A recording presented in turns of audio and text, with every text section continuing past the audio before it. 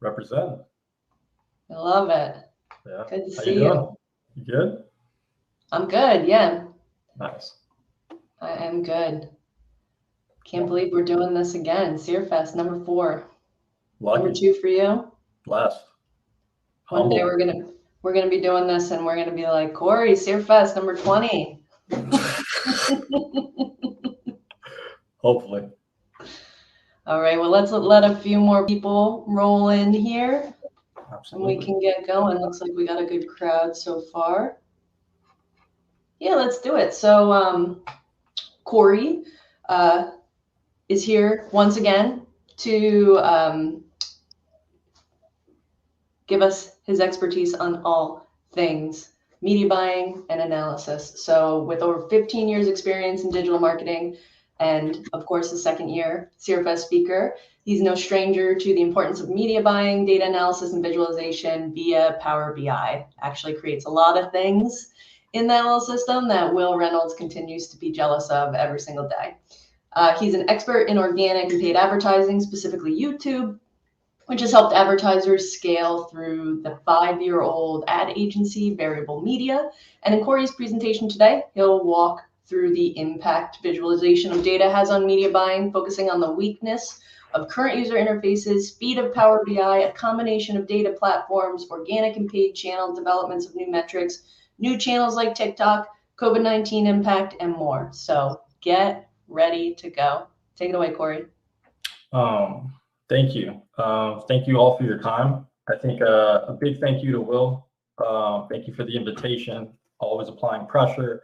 Most importantly, the inspiration that Will has been this past year has allowed me to innovate, I think, in the Power BI space like I haven't been able to before. And, it's nice to study into, something like um, SEO, and just get a little bit more of an education there. I think the other, thank you. I want to thank the Seerfest team, Kalua, Aaron, the rest of the team, especially. I think you guys do a great job of putting,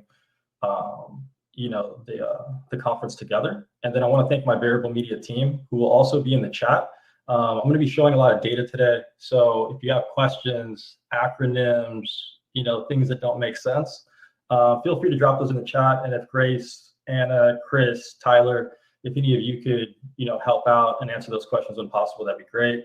And then I think for the presentation, I'll be switching back and forth between Power BI and PowerPoint. And so there's 3 little dots inside of the content viewing window where you can expand the full screen.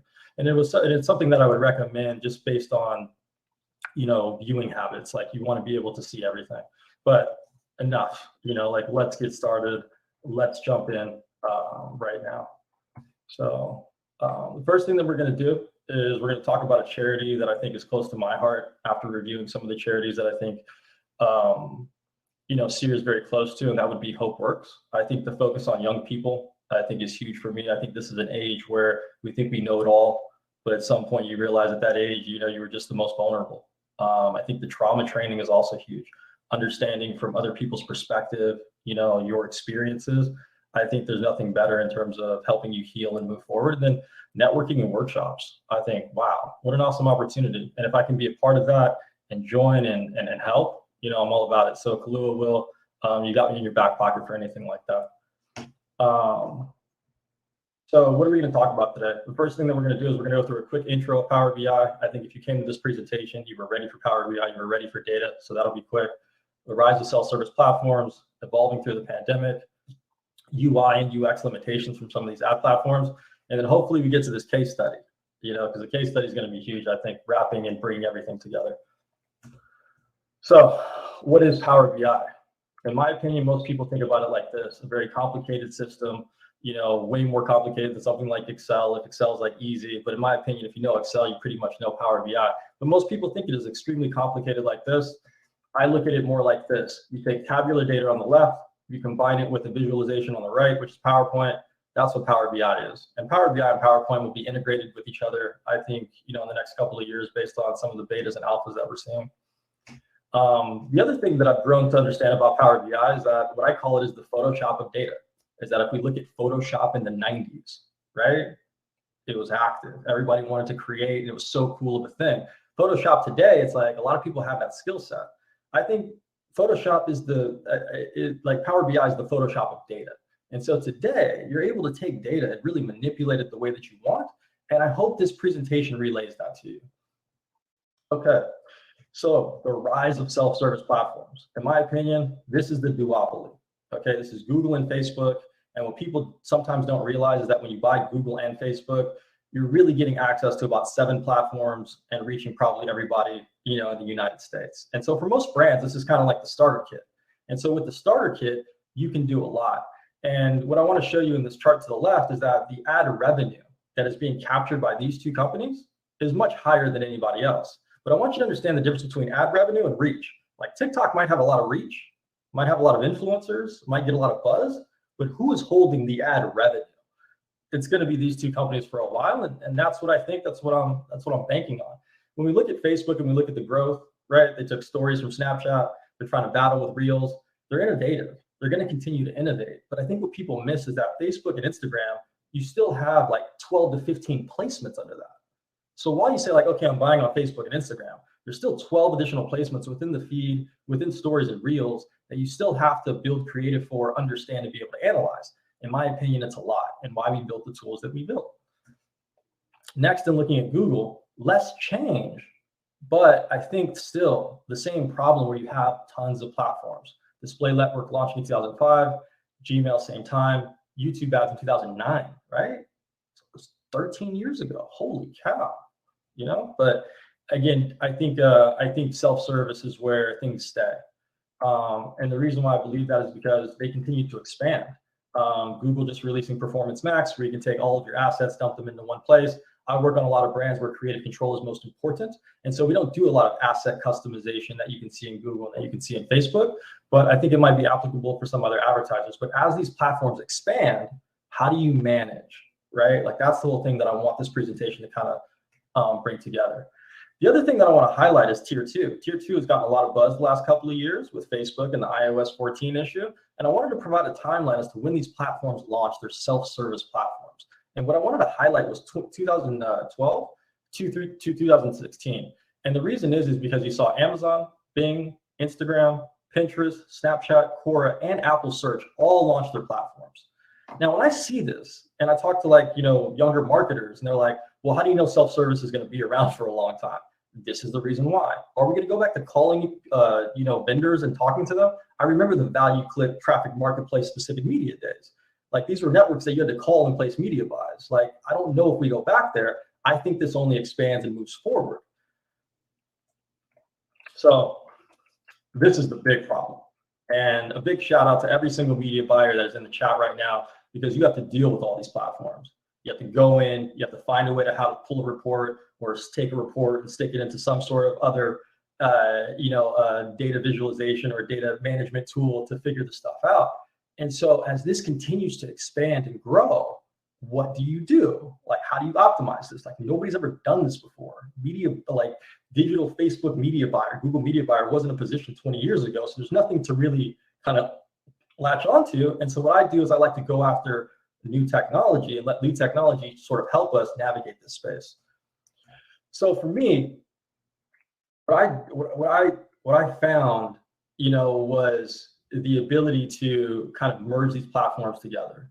And DataBox did a real good study a couple of days ago, and I wanted to include it in my presentation. They surveyed over 320 companies globally, separated them between agencies and SMBs, which are small businesses. And here's what they asked: how do you track and report on Facebook performance? We use the Facebook Ad Manager. Ouch. I will show you that thing. I personally don't like to use it. I don't use it often, but I'll show you other tools that, make it a little bit easier. And then outside of Facebook, where are you buying media? Like, that's a lot. Who is managing all of this, right? It gets complicated. Let's figure out how we can cinch it down and make it simplified. So this is what we like to do. We like to take our ad platforms, as well as our web platforms and our search platforms, which is new for us, looking at organic search data, and merge that into Power BI so that we can tell our own story with our own data and not necessarily use the ad platform. Because what do we understand? That ad platform is that ad platform. It doesn't tell the entire story, right? And just because we learn something on Facebook doesn't mean that we can't transition that to YouTube and vice versa, right? So learning across all platforms, merging data together, gives us insights that we have never, ever, ever seen before. And again, I hope to prove that today. So this is the first dashboard that we will look at, okay? And this is a brand that's close to my heart. It's the same brand that's in the case study at the end of the deck. And what I want you to see is I've merged 1, 2, 3, 4, 5, 6 platforms: Facebook ads, Google ads, Mountain, Pinterest, Shopify, and Google Analytics. And now that I have them all on one screen, I can pretty much tell a pretty good story with this. So let's dive in. Give me 1 second.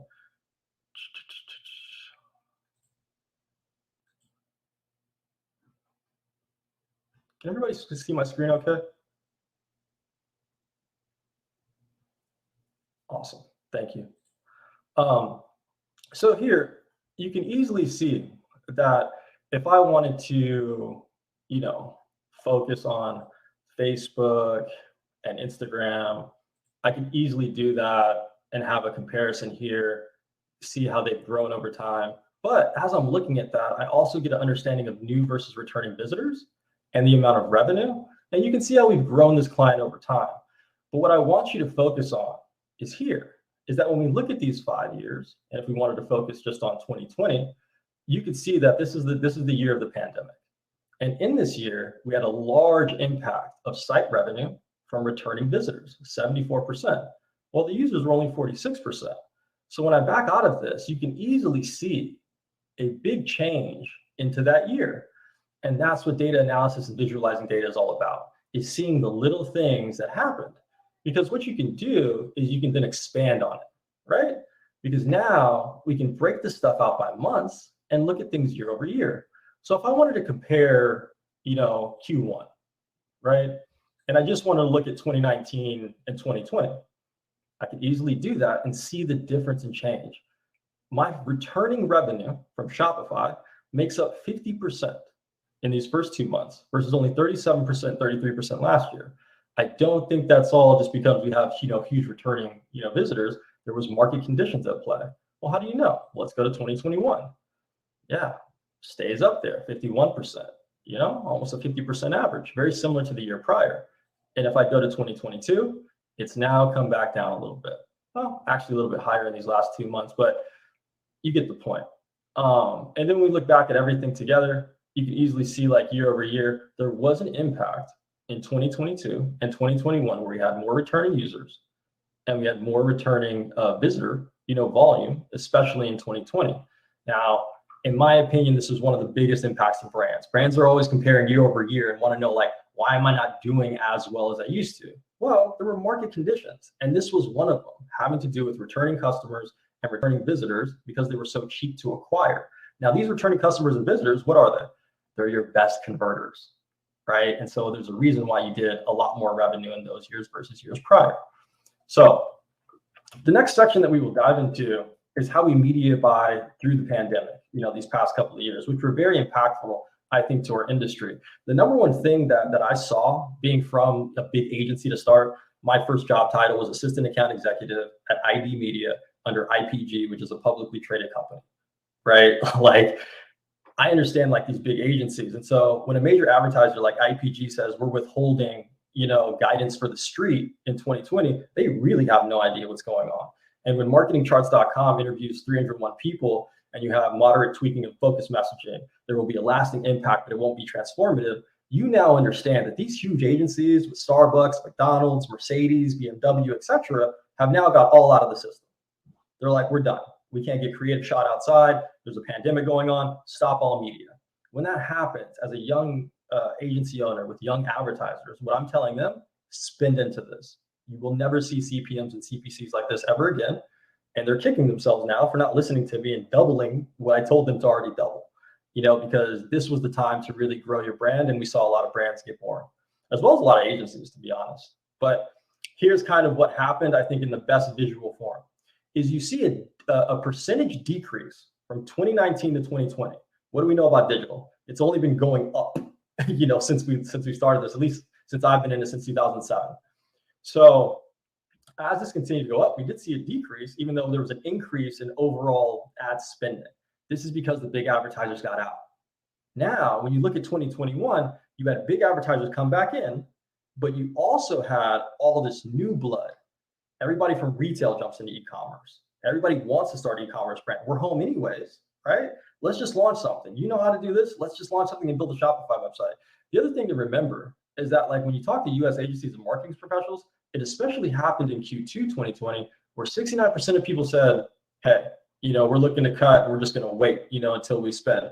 It made a ton of sense if you didn't have a business that had, an e-commerce way to purchase your product. The other thing that I think was important was the advancement of personal savings rates. These were the highest that we've ever seen, and in my opinion, it was because nobody was buying services. Nobody's getting their hair cut. Nobody's getting their nails done. Nobody's going outside for daycare. Gyms. A lot of different things that we spent money on. We're now stacking up in our wallets like they hadn't been before, and they were getting pushed out to e-commerce brands. Definitely in-home, did very well. But I think this was another, impactful piece. And then lastly, this was the big one that I think the brands will continue to struggle with, and some will make it, some won't, because we're getting back to like real marketing, is that there's few barriers of entries now. And so while e-commerce sales continues to grow at such a rapid rate, it's like now you have more competition.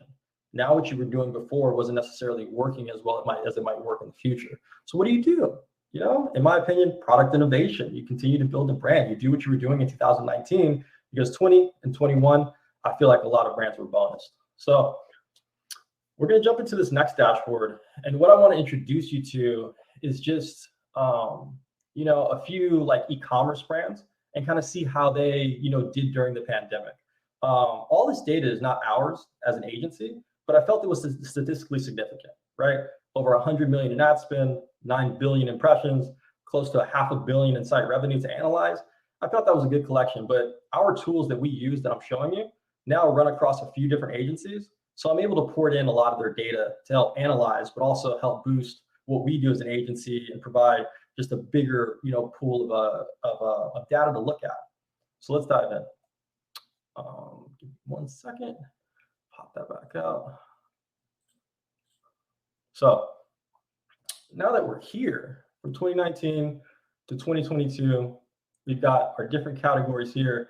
I think one category I really enjoy looking at is like furniture and like home decor, right? And this is what you never see in marketing. I'm trying to help so many advertisers understand this. You're not supposed to 2.5x your spend and literally 2.5x your revenue with no move in conversion rate, no move in site ROAS, and a lower CPM and a lower CPC. Shouldn't happen. Shouldn't be possible. But that is the power of the pandemic and many advertisers getting out of the system and everything that we looked at prior to this, right? So if we just focus on these 2 years, this is more of normal of what you see. I spent the exact same. Again, you're coming off of a very good year, but I'm actually doing less revenue, right? But wait a second, the conversion rate is higher. Why is that? Well, things got more expensive. As things get more expensive, you end up with a higher cost per session. That higher cost per session, yeah, it might be a great conversion rate, but you didn't reach everybody that you could. So again, like the data helps you understand these different categories. And I think furniture and home decor were the ones that got bonused the most, during this time frame. So you see a large percentage increase in cost per session, large increase in cost per new user, large increase in CPM. And so while you go 4 million more, spend 50% more, you don't get that 50% jump. And these are things coming back down. But here's where it gets interesting. If you look at like home decor and furniture, like say it's a bed, everybody sleeps in a bed, right? But for baby products, there's only a certain amount of women that get pregnant and have a baby per year. And so their improvement wasn't necessarily the same.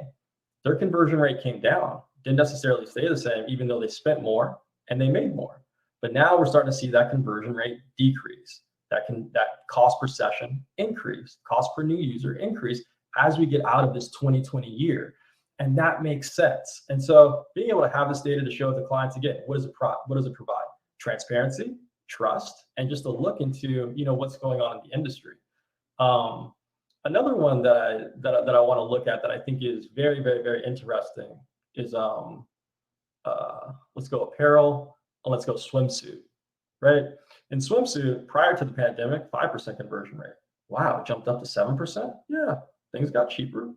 They didn't get cheaper, but what they did was they started to run sales. See how the AOV drops from 97 to 83 to 89? So to save the revenue during the pandemic for something like swimsuits, they really had to focus in on, driving the sale in combination with, to hold the revenue. Here's what's interesting is that if we only look at these first 2 months of each year, what do you see?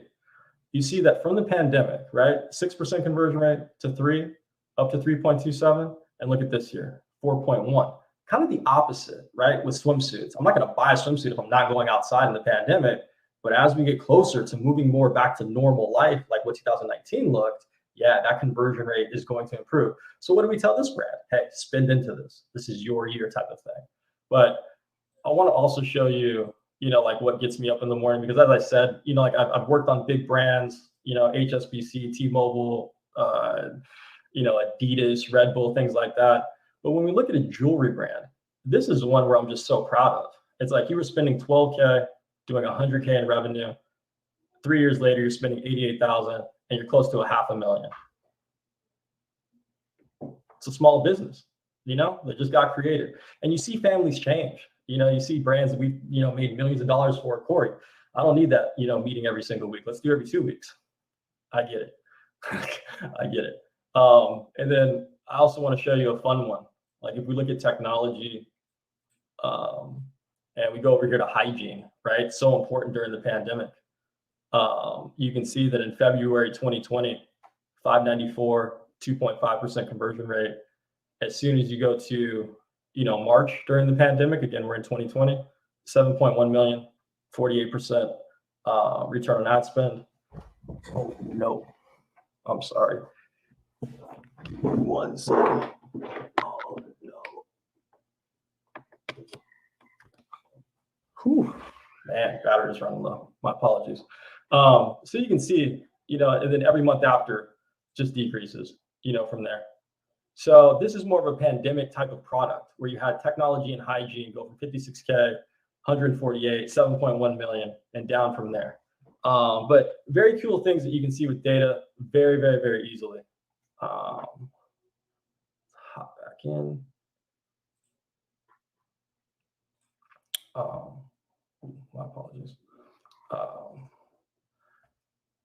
The next thing that we'll look at is ad platform UI, limitations. So I showed you a little bit about COVID. I showed you a little bit about analyzing like multi-platform, like bringing Google Analytics and Shopify data together, and then being able to see, kind of a broad view of some of our advertisers by category. Now let's dive into like specific, platforms. Like the Google platform, I think, they got the best developers just like Facebook does. But I think where they struggle at is just, giving a way to visualize things. One of the best reports that I've been able to find is this combination report. It stacks the age, the gender, the parental status, and the household income like no other platform does. Every platform is going to give you one breakdown, but this one gives you 4. And this is great because of your ability to segment and scale. And that's possible with something like YouTube, very different than search. So what I'm going to walk you through is this report here. You've got the same, pivot table type of table at the bottom, but around it, you've got age, gender, parental status, and household income. And so when I visualize this, it's just better for me to analyze and then understand. So let me walk you through, right? These are the original CPAs. And so I am going to optimize this. Like if we had a client that said, hey, I want to drive better performance from our YouTube campaign. Okay, I would look around and say, what stands out? Well, this top 10% stands out. It's much better. So if I go top 10%, and then I want to go maybe, 45 plus, okay? Female only, not a parent.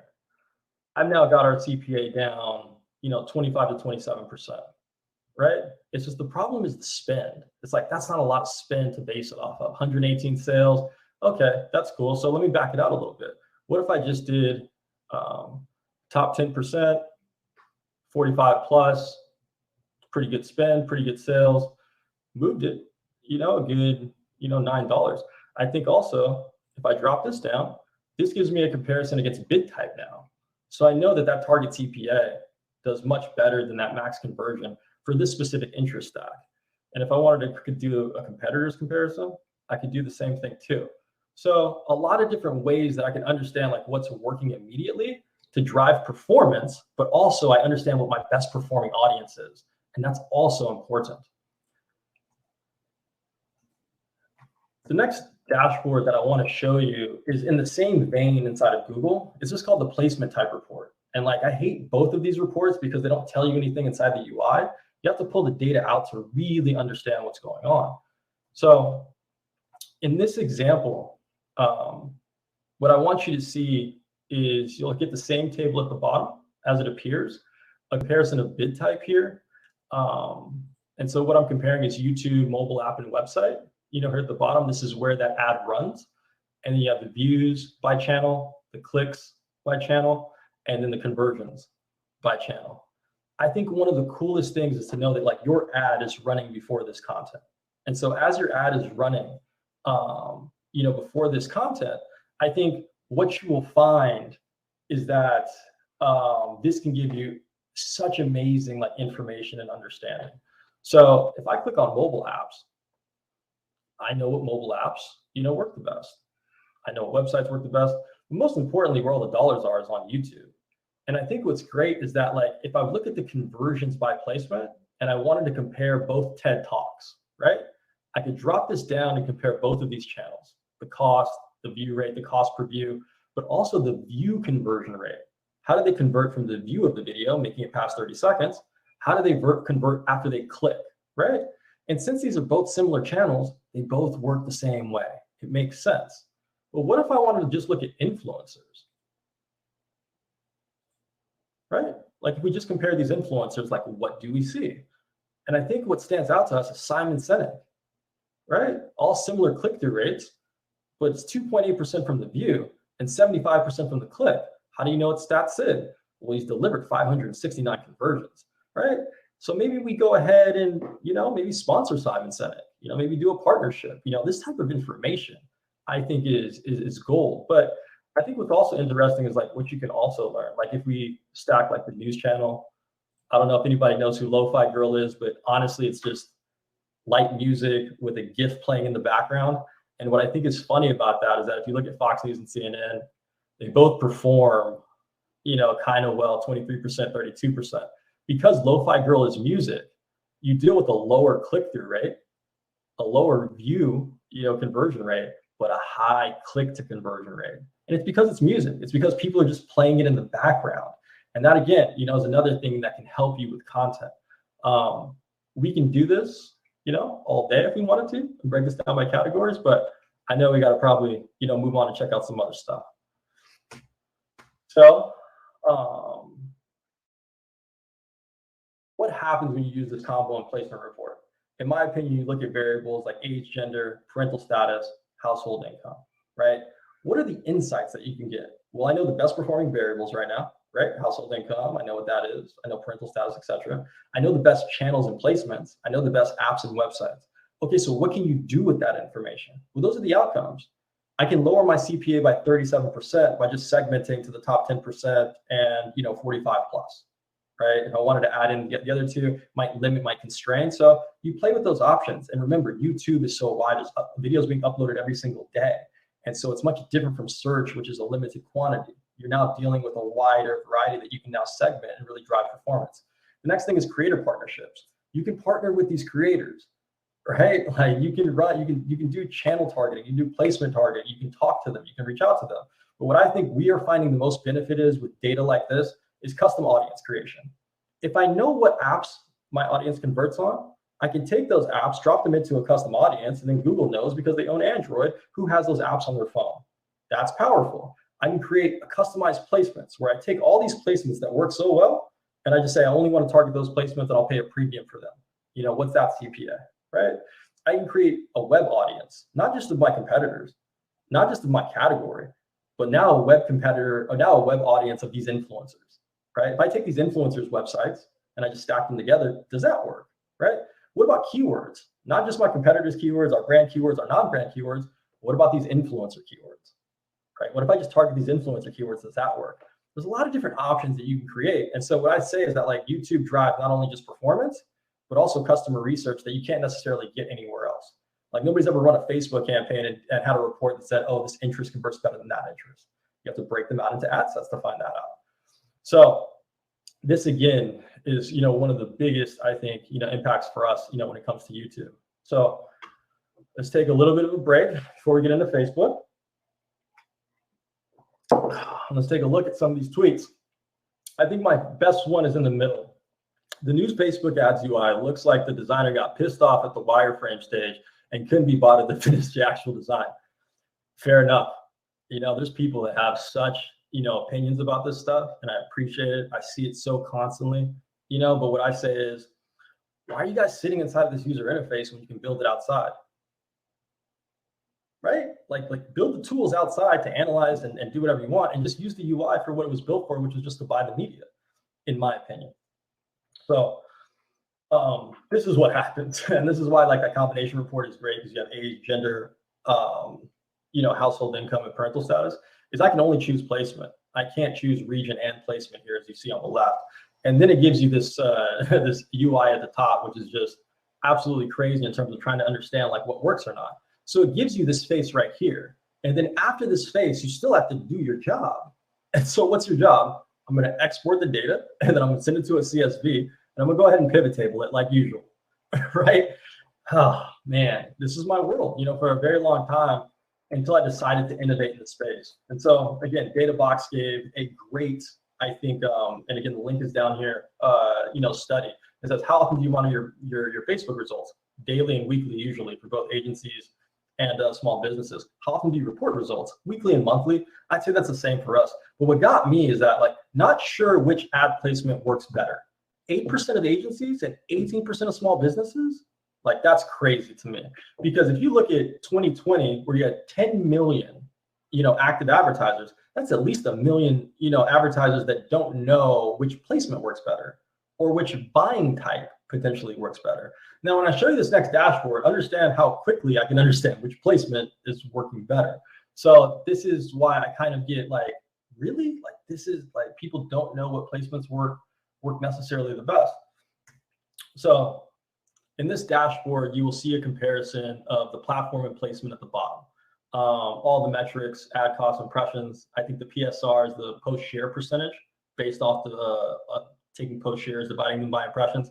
With the iOS 14 issue, we don't have return on ad spend down to the placement level or the platform level. So we are dealing with only, having, kind of top funnel, metrics, which is okay. I came from the, old school of marketing, where we just threw things on TV and crossed our fingers, hope we had a job on Monday. So let's dive in, and let me show you how we use this type of report.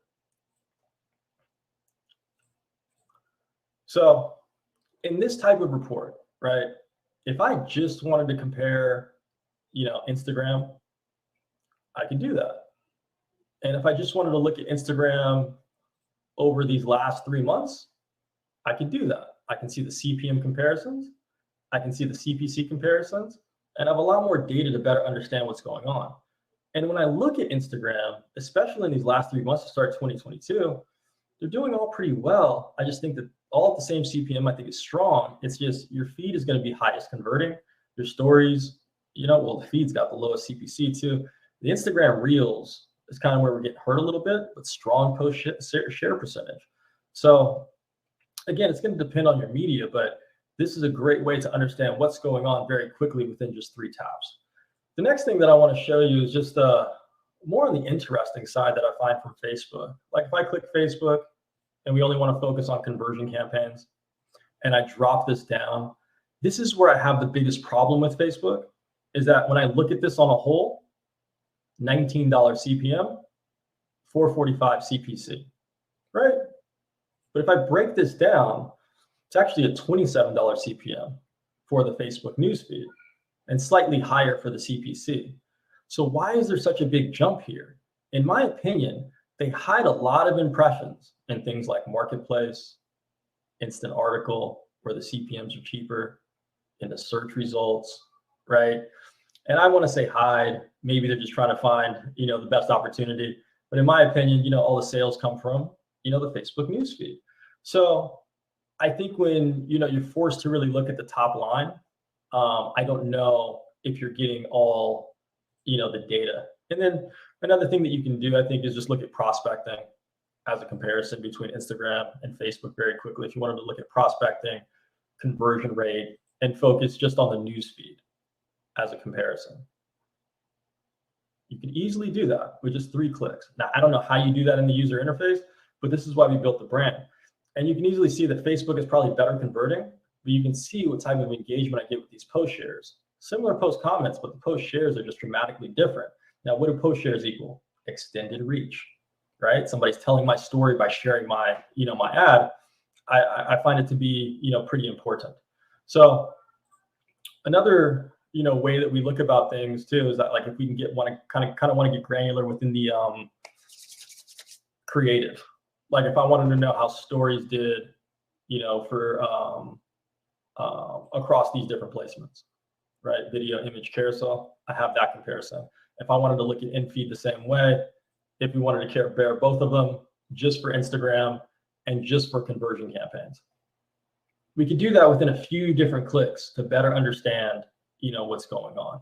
So I just wanted to help you understand that, like, when we talk about Facebook and how, there's some agencies that don't, know what's going on with their ad placements. I'm just going to back up for a second.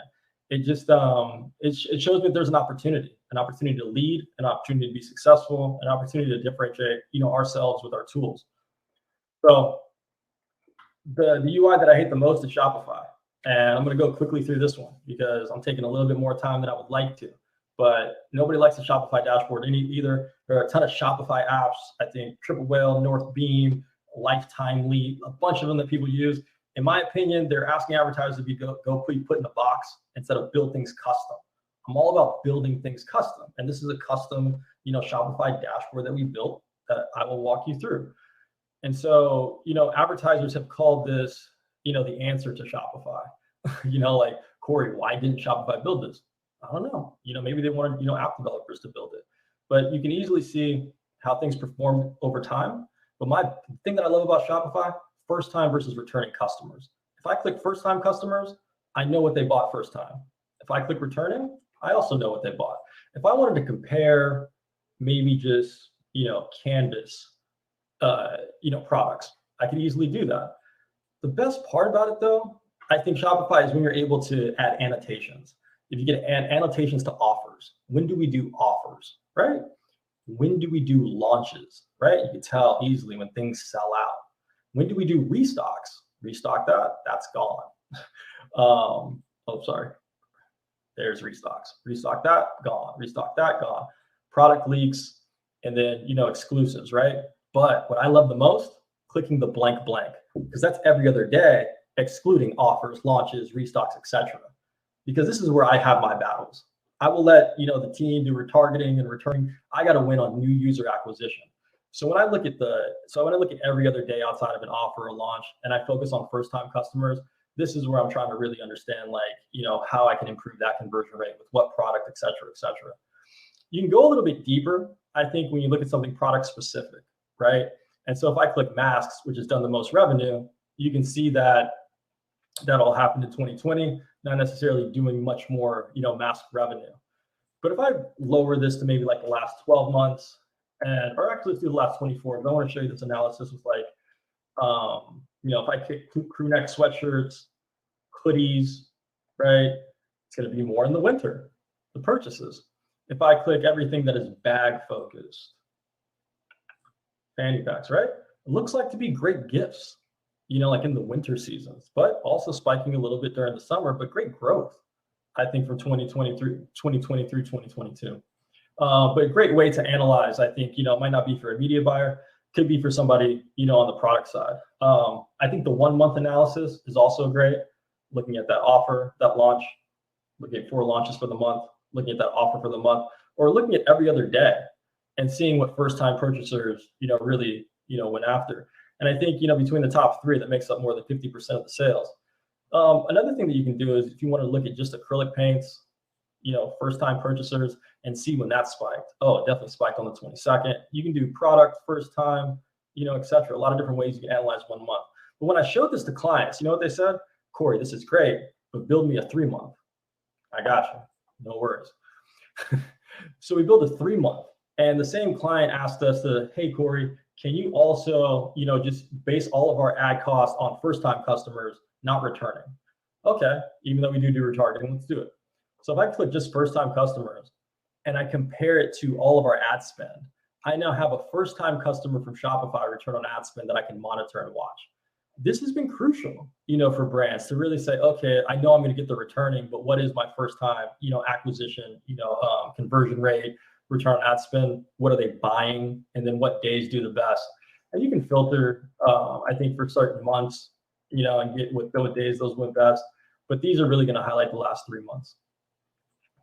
You can just click on Saturdays if you want, or Fridays, analyze those days over time. So a lot of cross-filtering helps, I think, get to the information the fastest.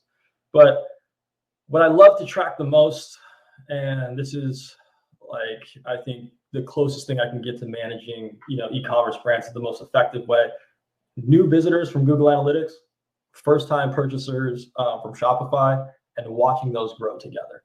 Because again, what can you not have? You can't have a return visitor without a new visitor. You can't have a return purchaser without a first-time purchaser. And so a lot of my mind share when I work with these brands is really on first-time, customer acquisition. I know you're going to build a brand, create new product innovation. That's going to drive the returning on the back end.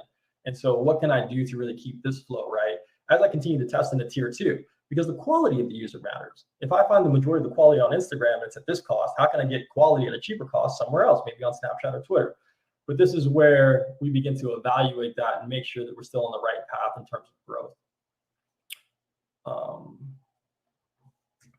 So in the Shopify, I think for growth, new users, first-time purchasers, best performing products for those new users. When it comes to retention, offers and launch, those are going to be the way to really drive that returning purchaser activity and returning user. Frequencies and seasonality. When's the company birthday? When's that birthday week? When is, or not when is, but you have Black Friday, Cyber Monday, Christmas, that seasonality for that returning user has to be strong. And then how do you scale? Product innovation, new user investment, investing into how to make that work better, and then return purchaser LTV. But I think with the dashboards that I showed you inside the UI, UX section, it's like a cheat code almost. It literally is almost a cheat code that I have. And I wanted to put this slide in here because up, up, down, down, left, right, A, B, start was the cheat code back in the day. So in this last section, I love what Seer has on their homepage. We don't trust our gut. We don't trust our gut either. I promise you, we have a data-first approach, and I hope in the next 8 to 10 minutes, I can show you, a story. My son was born on 7/22. I was emailing with Will. I had a client reach out and say, hey, we don't want to work with you anymore. Okay, fine. And so I was emailing Will and I told him because it felt like a girlfriend literally left me, same type of feeling. And again, it's just because I care so much about our clients. I've worked with this client since 2017. We've grown them from $1 million to, doing way over, 15, 16 million today. And they decided to leave. And so when they left, I kind of knew bad decision. I'm not going to push water uphill. That's okay. They just don't understand, yet. As they came back, they came back in December. I realized that us as an agency and what we did from an analytics standpoint, would have saved this other agency. But, it shows what we do, how it matters. And how it's impactful. So let me walk you through very quickly. And the thing that I want you to see with this case study is how quickly I am able to transition what happened and the impact of it. So the first thing is you'll see the growth from 2017 to 2021. You'll see the cost per user increase. You'll see how the brand has grown from 2 million all the way to 17 million, decreases in conversion rate, total return on ad spend. It all looks very normal, right? When we begin to look at things, month by month, this is where you begin to see oh, things were going good. And then what happened? Right here is where that other agency took over. Higher CPMs, higher CPCs, lower return on ad spend, higher cost per user to the website, lower return on ad spend. And then after, right, we bring it back down. And it's just like, well, what did you do? Well, it's easy to look at this level and to see like, well, they spent 58% on Facebook ads, 33% on Google. Afterwards, you were definitely more Facebook, right? You can easily see that at the top level, but if you go in a little bit deeper, you can see a little bit more. And so the first thing that you can see is that like how much they spent on Facebook ads. They really took that like dip. And now that we've segmented the platforms, I can now see what they spent on: the search, the shopping, the Facebook, and the search. If you look prior to that, you can see how much Instagram I had, how much Facebook, and how much search, and very little shopping. So they did a complete like switch of what we were doing and how much we became successful. And when I saw that, I knew things weren't necessarily going to go well. But again, I don't feel like I know it all. So let's go a little bit closer. When we look at the Facebook objective, right now we're inside of Facebook to see what they did there. They completely switched things to move things over to dynamic product ads, into these months, 8, 9, 10, 11, 12. And what that did was it catapulted the CPC. And you can see it here. Like I had never been above a $10 CPM. Now it's at 10, 15, 16, 18, and then back down again. Same thing with the CPC. If they were able to see this, I don't think that they would have kept, on the same path, but, who's to know? And so you can also see here, like our return on ad spend and the way that we spend, never higher than a 12, a nice mix between objectives. And then you look at the other agency, primarily dynamic product ads. So it seems like they were trying to sell a product versus build a brand. And that's where I kind of had like, oh, okay. So if we look over to the Google side, it's a little bit like harder to see, like their mistake. And so what I did was I added the spend in here. If you look at us, right, I maybe spent a little bit more like during, November and December, right? But again, we're 2020, a special year. But since then, 11, 17, 13, 17, you see what they did: 22, 30, 155, 156. I'd never spent that much on Google because I know Google isn't scalable unless you're in YouTube. Like you can take Google to a certain point with search and shopping, but that inventory is limited. And so it kind of hinders you a little bit. So that's the other thing, is that they spent with Google inefficiently. Again, 2.9 return on ad spend versus us at a 6.1. Were we spending less? Absolutely. We were being more efficient because we wanted to have more of our dollars on a visual platform to build a brand like Facebook and Instagram versus having it, in search. Now, here's where it gets really interesting, is I'm showing you ad cost on the right, like what we spent on ads over a month, November 2020, versus the Shopify revenue that was achieved. So ad cost on the left, Shopify revenue on the right. And this is how we kind of show like media buying in real time. Because brands are always wondering, like, what are you guys doing back there? All we see is the report, right? Well, here's what we're doing, is that when I'm going into a sale, which started on the 17th here, right? I'm building, spending a little bit more, dropping that 14K prior, but then heightening that 41,000 on that 17th to really drive. And I probably should have spent more, on that day, but it was a real big boost. And then the next day, right? Try to keep it even around a 10 to 1, 8.4. Okay. Lower spend a little bit, 7 to 1, lowered a little bit, 5.5, 102,000. Okay. It's starting to dip, 4.8, 4.4. And then you see the revenue come back up a little bit. And, we tried to hold true, but it was great to buy this way because we were able to manage kind of to a return on ad spend that we would like, right? This is where the other agency made a very big mistake. And, the client called me literally on day one of the sale, right? On day one of the sale. And again, they're spending a lot more than we ever were into this, right? Day one of the sale, he spends the least, or whoever was managing this, spends the least, man or woman. 19K does 754. This is where I think, a big mistake was made. He probably should have doubled the spend, but the bigger mistake came afterwards. He then spends more again at a 5.7. I think that's okay. 3.6. This is where he makes the mistake. 3.2, 2.4. At some point, in my opinion, you got to lick your wounds and go home. Like, it's just not going to work. So when you combine the fact that like the Facebook objective, he missed that. He missed by increasing on Google so much. And I keep saying it doesn't matter, who it was. Facebook, he missed on the Facebook objective, Google campaign type, but then he didn't buy the sale, in real time the right way. And this is so impactful for this brand. They only have 2 sales a year, and it makes up a large, chunk of their revenue. I think upwards of 30%. So when you miss on this, it's pretty impactful. But what I want to show you is that within 6 minutes, I was able to walk you through like what we did, what they did, and what we changed. And in my opinion, how are we going to do that with just user interfaces?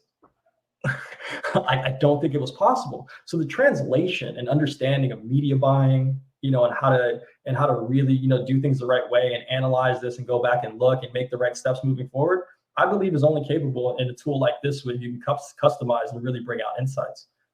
So what happened when we took things back over? They were managing it from 8:01 to 11:30. We did 12:01 to 12:28, 39% improvement in CPM, 50% improvement in CPC, 29% improvement in ad ROAS, which I don't really put a lot of stock into the ad ROAS. 28% lower cost per user. That's what I was after. I need users at a cheaper cost. 10% site ROAS improvement. Site conversion rate is down as we expect coming out of the pandemic.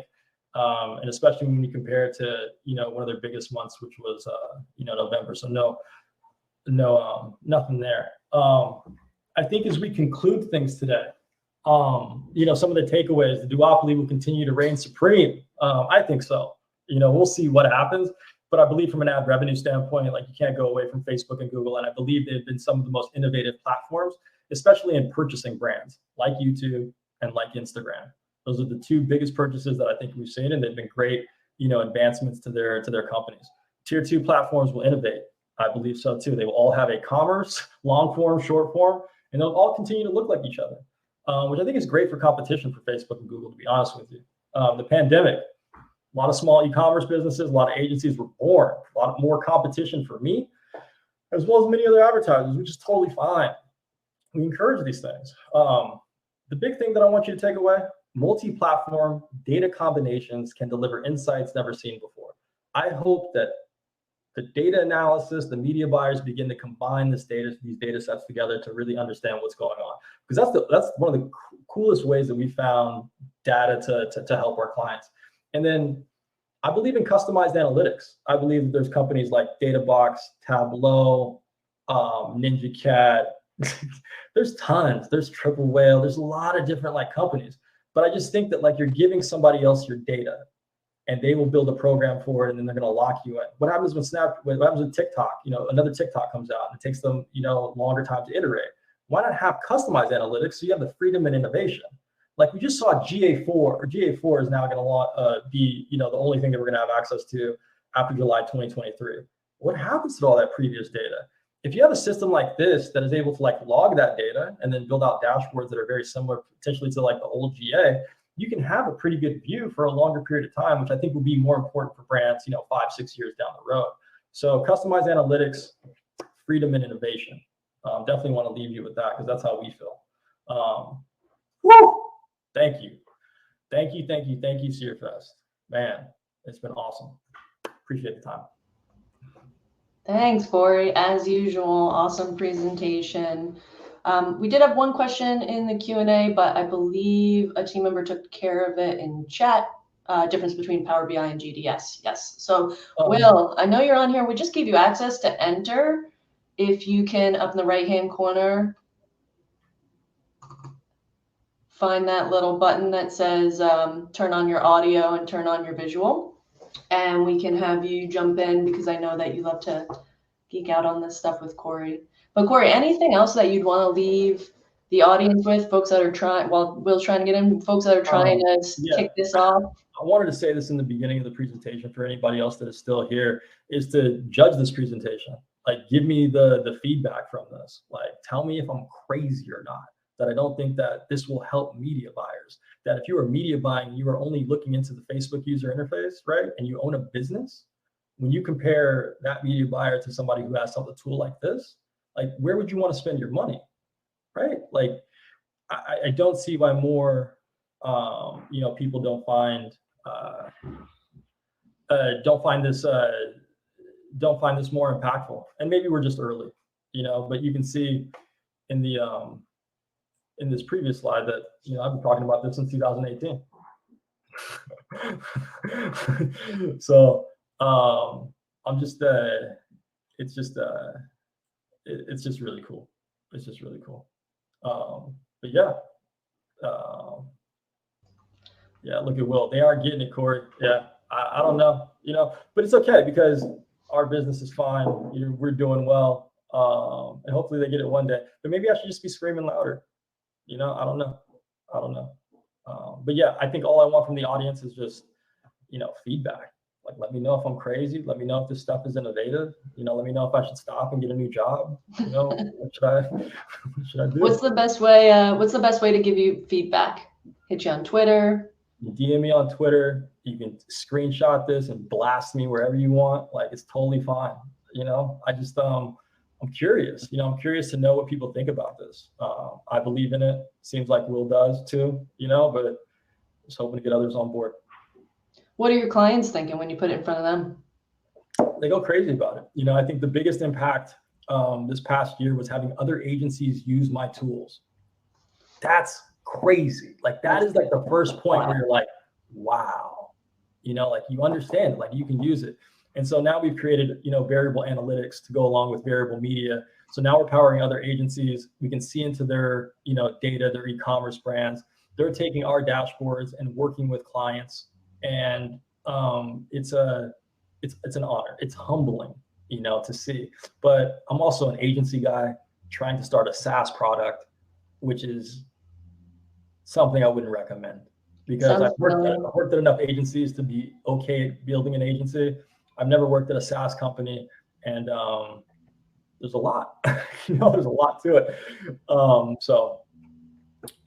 Jen Jones asked, "Do you have any templates we could steal, or borrow?" I currently don't. But if you DM me on Twitter, let's work. Let's figure out a way to work on it. High core platforms like TikTok, Waze, Reddit, less common platforms are using JavaScript to import this data to Power BI, or are there existing APIs? Jared, I have very little technical capability. What I do is I go inside of TikTok and I hit that download button and I wait there patiently, for that report to come in Excel, and it looks really ugly, and then I just port that into Power BI. We're a very small agency. I don't have like a full data team that's able to, really API into everything. But I also think a lot of things get lost in the API, when you do that type of connection. So, but yeah, man. Will, where are you at? Thanks as always for spreading your knowledge around, coming to Seerfest again to help us see a little bit more in the lab and what you're cooking up. Everyone, Variable Media, hit up their website, hit Cory up on Twitter, tell them what you liked, tell them what you didn't like, and we're looking forward to continuing to watch what you do in the space and learn from you and grow. Thank you. Thank you so much for everybody that attended this. It means the world to me, for the opportunity. Thank you. Thanks, Cory. All right, we'll see y'all back on the main stage. Take it easy.